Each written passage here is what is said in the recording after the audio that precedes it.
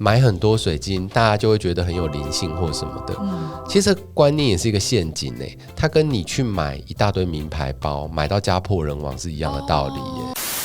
水晶这个好像大家在市面上比较没有那么常见，就是你的粉专上面有讲到说是水晶排列嘛。对，这是一个最简单的事情呢。水晶它是怎么作用的？对，它可以帮助到我们什么？就是每个东西它都是能量跟频率，包括情绪也是。就是我们时常会说高频低频什么的嘛。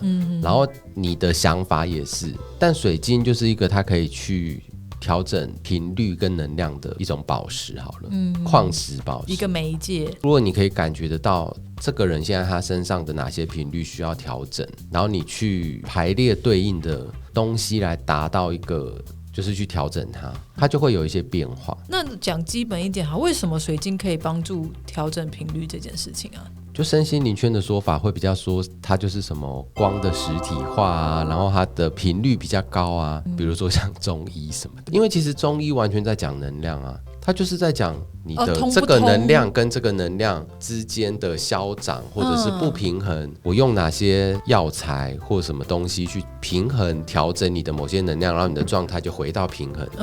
所以中医其实也没有治好的概念，它就是让你回到平衡的概念，回到正常的状态。其实中医的话，它的能量平衡的部分真的很有趣，就是它不是只有像我们传统认为的只有在吃草药，像比如说针灸什么的嘛，什么节气的时候使用什么东西，这个就是配合外面的能量来调整里面的能量。然后甚至有很多药方是，比如说某些矿石或某些药草，古人不是都会佩戴香包或者是一些玉石，对对对，其实它也是在平衡能量。像你说水晶矿石可以改变一些什么样的能量呢？或它还有一些什么样的帮助呢？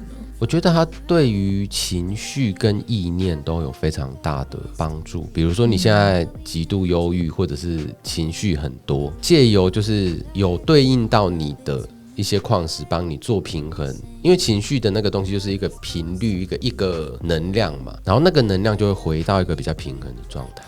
这是真的有用我自己实验是觉得有用啊。因为我之前常常就是去珍珠法宝那边，然后就是看了很多很美的，然后拿回家之后就放在那也不知道该怎么办。像那边都会讲说，比如说有一些你是可以冥想的时候握着，然后有一些是一些各种不一样的功用。那我们要怎么样去挑选说我现在什么状况我要选怎么样的或者怎么样的水晶是适合我的？我觉得它还是有一个很大的大前提耶，就是你必须要对焦。这个概念是不是乍听觉得很模糊？对，怎么你都这样？对我来告诉你对焦是什么意思。水晶它有一个频率跟能量，但是如果说你没有专注在它上面的话，它也就是跟其他摆在这个空间所有的摆饰一样，这个房间所有的东西都会对你有影响。但他们的影响可能没有那么深。然后我举一个例子，就是我们现在在一间很吵的酒吧或夜店，它会有音乐，然后会有其他人在讲话的声音，然后还有跟你一起来的好朋友也在对你讲话的声音，然后这些所有的声音是不是都有对你造成影响？对。但是其实你无法准确的分辨每一个东西，就它对你的影响是一个整体的，也比较模糊的。但是如果你现在把跟你一起来的好朋友在对你讲话，所以你现在突然把注意力或那个所有能量都投注在他身上，他现在对你讲的话你就会听进去，然后那个东西就会影响到你。所以就是这所有的声音有没有都影响到你呢？有。它影响的深不深呢？就是也没有很深。你把注意力放在你身边的这个朋友，他对你讲的那句话你就会听进去，它的影响就会很深。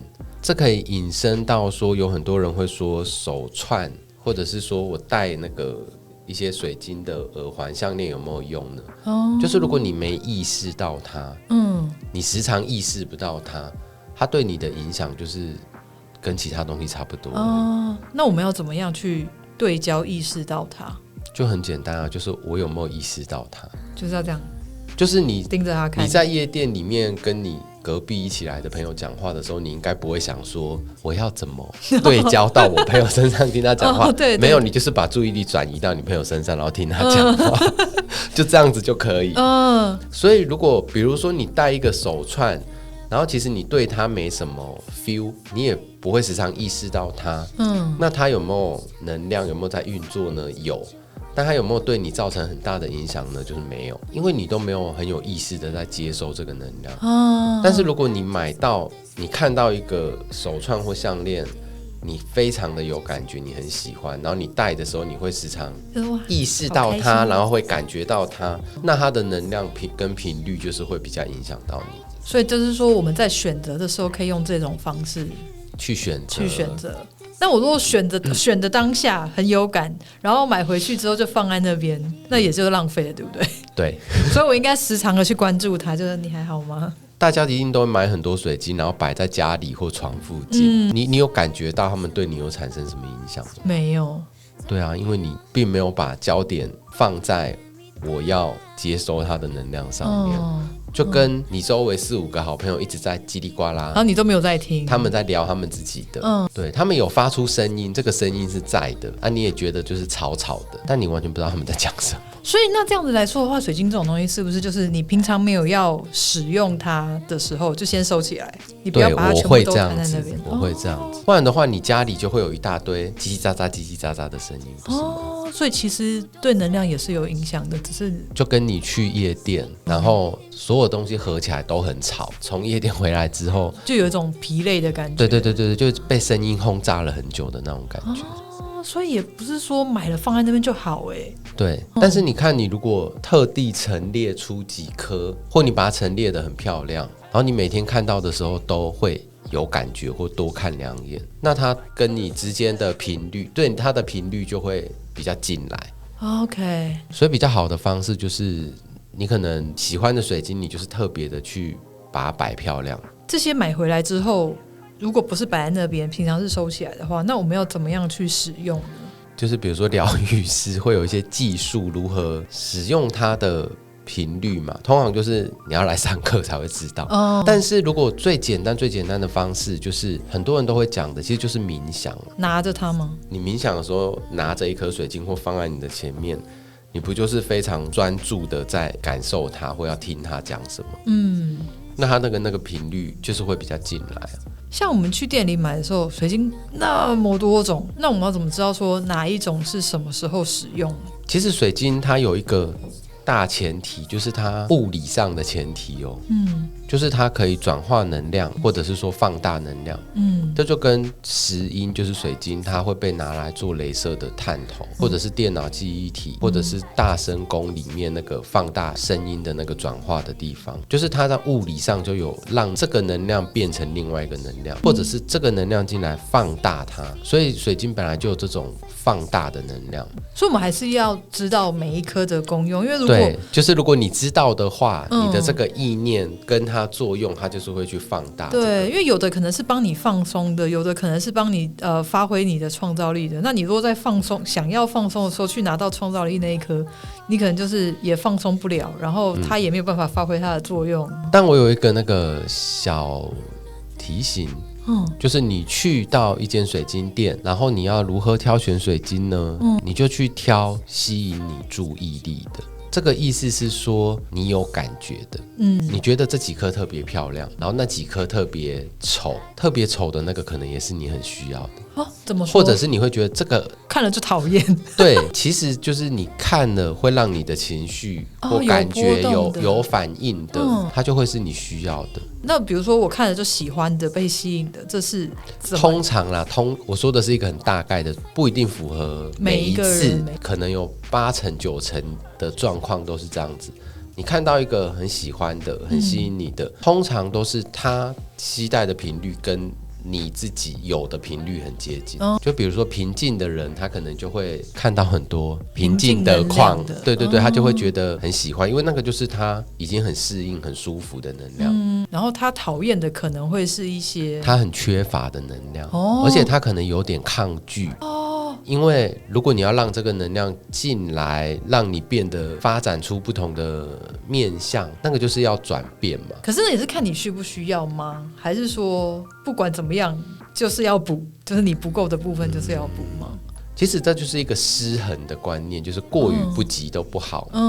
如果你看到一个东西，然后你完全没有任何反应，其实就是你不需要它，因为你跟它没有任何反应。但如果这个东西让你觉得很喜欢或很不喜欢，它里面一定有一些你可以探讨跟观察到的地方是，也许我很缺乏这样子的能量，或我很抗拒这样子的能量进入到我的生命中，所以也会建议说不喜欢的这个，所以那个不喜欢的，通常你拿去问一下老板说，哦，这个的功能还是什么，你就会听到就是，原来我需要突破自己啊，哎呀，原来我需要更柔软一点啊，那所以也会建议说，如果你愿意的话，可以多跟他接触，对不对？也可以，不会有什么不好的，只是对，或许你现在还不愿意面对。而且其实大部分的水晶买回来，我们就是也不会常看它，也不会常感觉它，所以也没关系啊。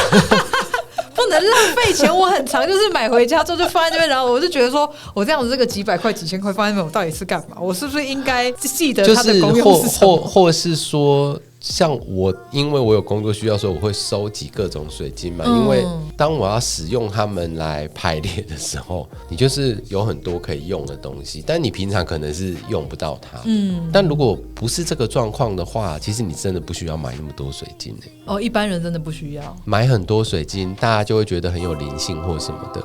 其实观念也是一个陷阱它跟你去买一大堆名牌包，买到家破人亡是一样的道理就是你只要囤积了很多你不需要的东西，其实就是一种失衡这观点很棒然后水晶店的老板会恨你就像有些人会买太多书在家里，其实也是一样啊，就任何东西它都会有一个能量刚刚好的状态，但我们要去追求的是那个刚刚好的状态，而不是有到爆炸或者是没有。我想问一个，就是上一次我跟同事一起去逛珍珠法宝去看水晶，然后有其中一颗他们说是什么翻天的石头还是什么的之类的，然后他们拿了都很有感觉，说觉得手上有震动什么什么的，然后我拿完全无感，这是什么状况？就可能你感觉东西不一定是用手感去感受，那还是说那个震动频率？如果你拿到一颗水晶，你要去感觉所谓的能量这件事情，你可以去观察非常多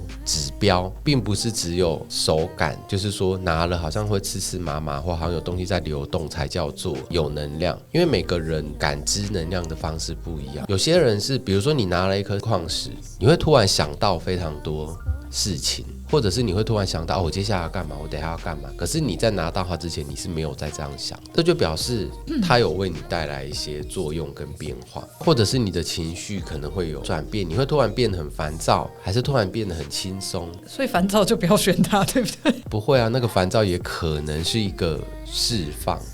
是哦，怎么说？应该是说它会对你起作用，里面就有一些可以探讨的东西。可这个探讨，我们平常自己怎么知道要怎么去探讨？对，就很难。对啊，那这个时候要怎么办呢？问老板或问你？可以，我觉得就是身心灵或什么这些东西，就是自我觉察，就是很重要。就是你原本是怎么样，然后接触到了什么？比如说你可能对一个东西，比如说像你说你朋友都有手感，然后你没有，可是你可能在其他方面，但你当下意识不到，因为你没有这方面的自我觉察。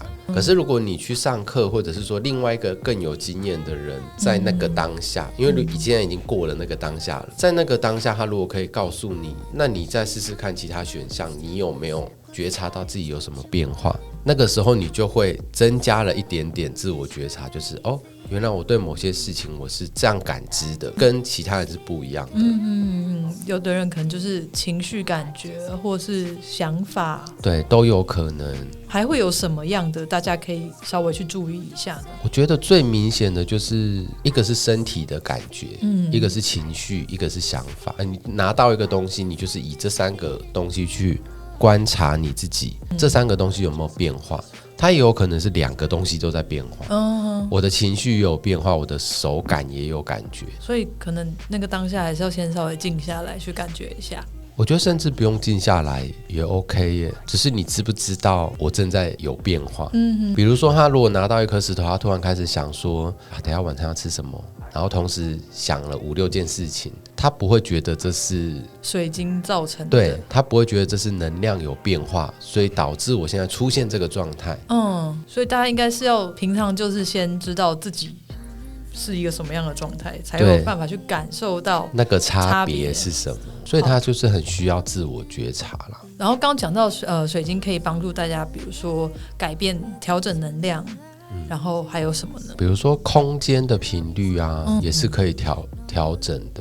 那这样我们自己一般人要怎么样知道说我现在这个空间需要调整，然后我需要怎么样调整？也是要上课。如果对啦，上课是讲比较专门的技术，但是最简单的技术听起来很像完全没有技术，就是你把这个空间全部打扫干净，全部摆上你喜欢的东西，它的能量就是一定会很好啊。不一定说一定要买什么很厉害的矿石放在那边，不用。就是如果这个房间超级脏乱，然后摆了一颗很厉害的矿石在那边，你走进来感觉还是会很差。怎么样？你家完全没有作用啊。然后我们就是要净化这个空间。你习惯去行使你的能量的方式，就不是温柔的或温和的。这样子就看得出来。就是我现在开始变得有点脑越来越脑空。